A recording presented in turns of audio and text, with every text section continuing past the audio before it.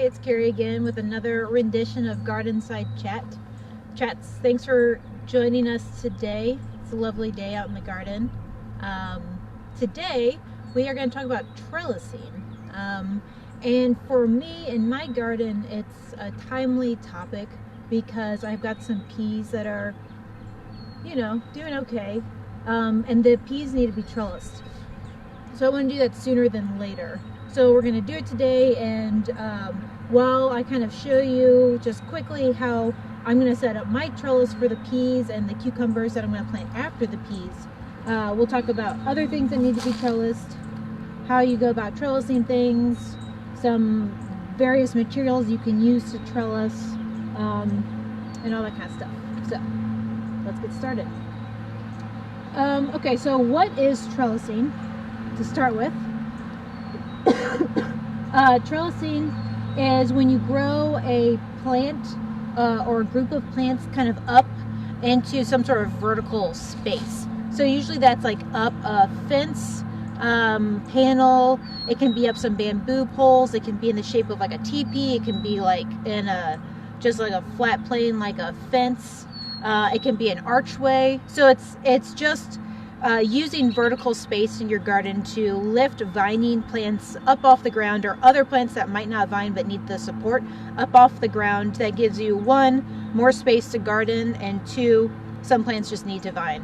Actually, there's a trellis right behind if we want to pan. This is a trellis, and we're going to do something similar today. We're going to use the same materials. We're going to use the T-post and cattle panel, but this is kind of like an arbor trellis where things can grow up and over and you walk through it, which is kind of neat for a cool ambiance.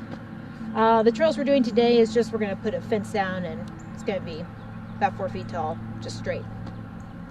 So some plants just need to vine up something. I'm sure everyone has seen some sort of vining plant at some point in their life that just needs to climb up. In the edible garden, examples of that are pole beans. Pole beans are, I've never seen a pole bean do very well when it's not trellised. So pole beans, they just are constantly looking for something to wrap around. That's why I'm doing this. Wrap around and grow up. Watermelons, winter squash, other types of melons are also considered vines, although they grow in a little bit different way than pole beans, whereas pole beans have these stems that kind of like look to loop around things. Melons, winter squash, they have these little tendrils that will cling on to things here and there, looking to latch on and grow upwards. And then there are some plants that are fine along the ground, but if you have like space as a limitation, you can kind of encourage them to grow up something to save you space in your garden. And a good example of that would be sweet potatoes. Sweet potatoes are vines that grow really well just on the ground. They're generally pretty easy to grow, and not in a year that's not too wet. But if you have other things you want to grow, or just a limited amount of space, those would be something that would do really well on a trellis, because they will, if they run into something, they will start to grow up it. Although, unlike pole beans, they don't require the trellising. And then there are plants like tomatoes, where in some places in the United States, they don't need to be supported. But in our case, in mid-Missouri, they definitely need to be supported. So they don't need trellising so much because they don't really vine at all or cling on to things. But they need to be kind of hoisted up off the ground for air circulation reasons, and like kind of rotting and mildewing reasons. So those are what we generally call them cages. They're kind of caged and hoisted up. So today we're doing peas, and peas are related to pole beans. However, they don't trellis or vine like pole beans. Peas just grow, and then kind of similar to melons and winter squash, they have these little tendrils that come out near the leaves, and the tendrils are looking for things to vine and cling to. So in installing the trellis today, our peas, once they shoot out those little tendrils, will find the fence and will start to cling onto it. And as the pea plant grows and more tendrils grow, it will continue kind of latching onto our fence. Peas don't live in mid-Missouri for too long. You know, it's not always the right spring for peas. We'll see what this spring brings. But at any rate, they normally die in, you know, June. So after I plant my peas and I hopefully get some peas and they die, I'm going to plant cucumbers in that same place. And cucumbers you can plant in June just fine, and we'll get them in August and it'll be delicious. But cucumbers also need to be trellised, or they don't need to be trellised, but they do really well with trellising. So I'm kind of planned my garden to utilize this trellis multiple times this season because it is a little bit of work, and I'd rather be efficient with it. So 2 things are going to be trellised on this trellis at different times in the year. What are other reasons why you want to trellis things? Save space, like I said, vertical space is kind of like, why not use it in a garden? So the more things you can kind of tie up and hoist up and encourage to grow vertically, the more space you have for other things to do well in your garden. Getting things up off the ground is good for air circulation. So yesterday when we were talking about thinning, we talked a lot about how, well, we talked a little bit about how around plants the air is more humid because water is constantly, especially on warm sunny days, being kind of like transpired out of the plant. So around plants it's really humid, and if you've got a lot of plants growing along the ground and growing over each other, there's not a lot of air circulation. So that humidity mixed with the fact that there's low air circulation causes a lot of fungal issues, a lot of mildew, which can be bad for your leaves, be bad for your pollinated flowers, be bad for your fruit set, and can kind of like increase pest pressure, which we don't want to do. So getting them like hoisted off the ground and growing vertically where it might be a little windier and give them a little more space increases that air circulation, which is a really good thing. Also, you know, it makes it easier to pick things. Bending down for long periods of time is painful, especially as you get older.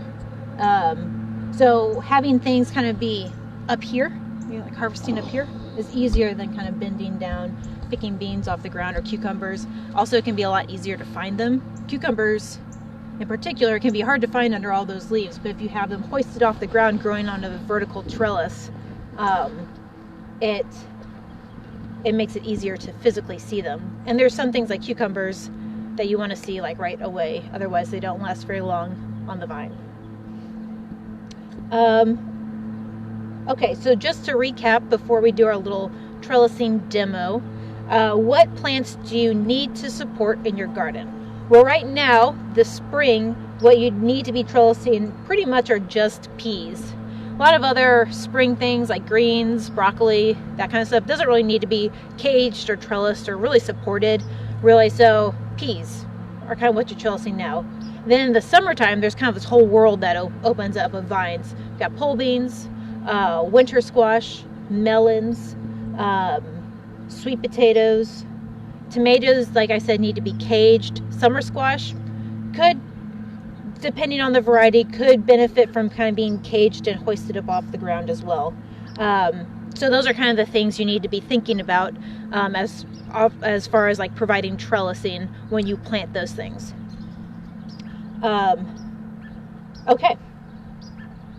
So I think we can do our demo now. After we do our demo, we're going to talk a little bit more, but I'll kind of try to do this demonstration and also talk at the same time. So hopefully it's not too confusing. All right. Okay. So you want to get in the back?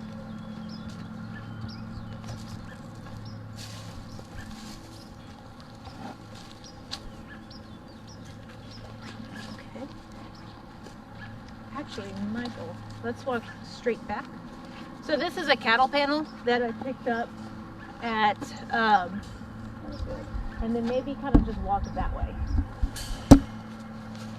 Cattle panel that I picked up at Orchlands a couple years ago. Perfect. They're about $20 for a 16-foot long cattle panel, which is a pretty good deal. I'm okay with it. They don't rust. They're really sturdy. All right, this is good. We'll just lean it against these two T-posts.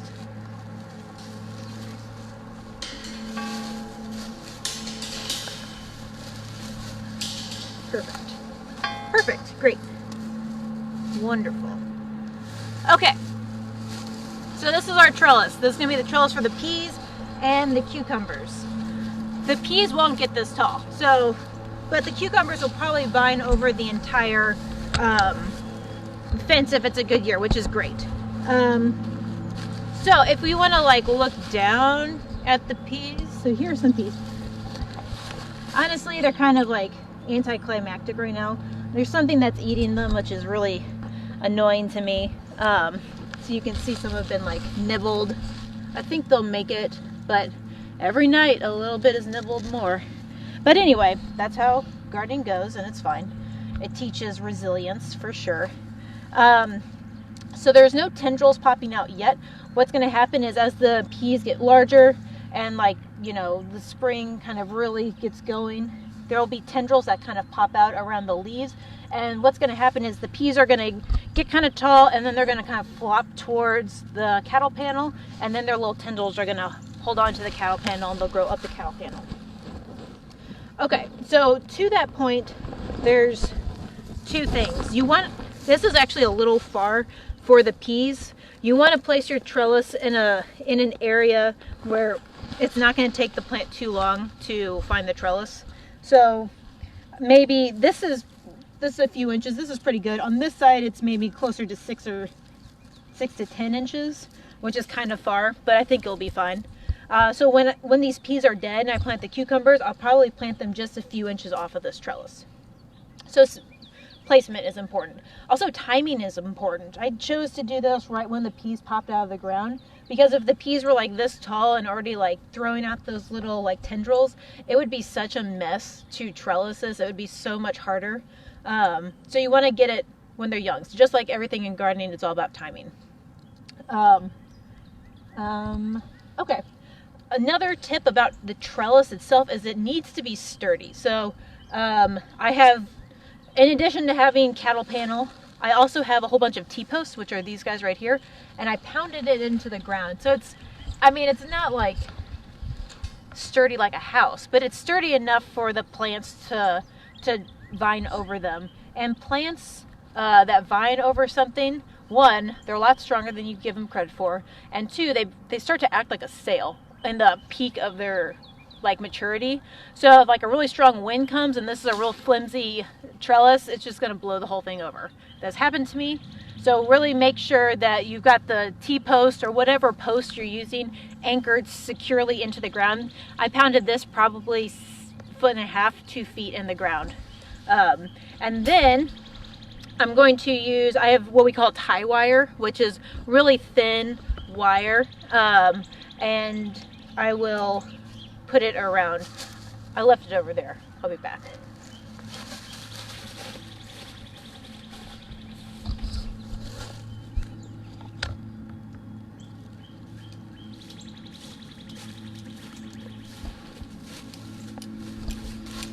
Alrighty. Here is the tie wire. You get this at, you know, any hardware store. But honestly, like, we have tie wire here, but like twine would work fine. But we just happen to have tie wire at my house. So I just clipped it off with a pair of pliers, and I'm just in a couple places. Maybe I'll show it this way. I used to be like real, I don't know, I used to be like real picky about it. But you just kind of wrap it around the tie wire, wrap it around a couple times, and then I just kind of push it into the crevice. If you use twine, I would just double knot it a couple times and it's fine. So you just want to secure, I guess the whole point is secure the trellis to the upright supports. So I'm just going to do this twice, and it's probably going to be fine for now. Maybe I'll come back after I plant the cucumbers, which are going to be a little more all over this trellis. Maybe I'll stabilize it a little bit. And now you can see, like, it's not going anywhere. I'm going to set this right here so I don't lose it. Okay, so how did I get this T-post in the ground? Well, I used a T-post pounder, which can we pan over to this?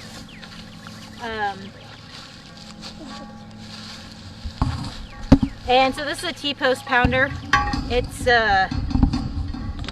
It's just a really heavy metal thing, and you just slide it over a T-post and use some earmuffs and you just hit it into the ground. I haven't hit this one fully into the ground. I don't know if it's totally necessary, but you just hit it into the ground. If you don't have something like this, you could use a short-handled sledgehammer. It's a good tool. I've seen people use bricks. I don't know how helpful that will be, but you need something that's like pretty strong to get these in the ground. If this is a little like more industrial than you're going for, other things that would work really well are bamboos, are really great trellis material because it's really strong, but it's also really light. Any other sort of like metal or wooden stakes that are tall enough that you can pound it into the ground at least a foot, and then secure something above that with either twine or wire, or maybe even like some staples or something. You can get really creative. As long as it's sturdy and well connected to itself, it should be good. Also think about the plant you're trying to trellis beforehand, so that you choose the right trellis. So for example, like if I was just trying to trellis these peas and that was all I was using this trellis for, this would be like way overkill. But I know that I'm planting cucumbers here next, and I know the cucumbers will grow all over this. So I'm trying to like kind of kill two birds with one stone. So if I was just doing peas, I would do something much shorter, maybe less sturdy, because they're not around for as long, and just a shorter plant, or the ones I'm planting are shorter plants. Not all peas are. Okay, what about the size of the grid? to get your hand through? Oh yeah, great point was just made. So I have used things like chicken wire to trellis things, which I thought was a genius idea at first, and then once it's time to like harvest, you can't get your hand through it. So definitely choosing something that you can like reach through and get something on the other side is helpful. So that's why the cow pail is nice, because it's like 4 inches tall by like 6 inches or something, so I can really get my hand in there. Chicken wire is a little too small for what I was using it for. Yeah, and really just at the end of the day, just get creative, because I mean, I bought all these materials a few years ago, but I knew I was going to be reusing them for years, so I was okay making that investment. But if that's not where you're at or what you want to do, there's a whole world of things that you can use unconventionally to trellis your crops. So like we've used old bike wheels, like with the spokes, you know, like headboards we found like on trash day. You know, just like anything can be used for a trellis. It's just something for a plant to grow up and over, to save yourself some space, and also make it a little easier to find that food when it's harvestable. So I'm going to continue making my trellis. So I'm going to finish pounding this post in. I've got another post to pound in and secure at the very end, and then my trellis is here for the whole year. I'm going to plant these peas, and then I'm going to plant cucumbers and also pole beans in this bed later on. So I'm going to use this trellis all year, and then heck, I might even like figure out what I can trellis on it next year and just leave it here for a little bit, because it did take just a little bit of time to put it together. So in conclusion, trellising is very important. If you have a small garden, it's like almost imperative. Definitely on a functional side, to open up some space, give everything an ample opportunity to get some air circulation around it. But I also will say that, in my personal opinion, there is a nice like aesthetic to having some vertical element of your vegetable garden. I personally think it looks nice, and if you did an arch like we showed you earlier, the arch doesn't look like much right now, but when there's like pole beans, like Chinese noodle beans, like the big long purple pole beans hanging from it, it's really fun to walk under it, and it's just like really, really nice. So if you have any questions about anything that needs to be trellised, or how to trellis something in your garden, please let us know and we'll get back to you. Or if you have any other comments or content you'd like us to cover, just let us know. We're here to help you in your garden adventures. So as always, please like and subscribe, and don't forget to plant your garden, and follow us for more content about how to raise your garden here in central Missouri. Or visit our website, columbiaurbanag.org, to learn about our mission and all the programs we do here in Columbia. So as always, happy gardening. I'll see you later. Bye.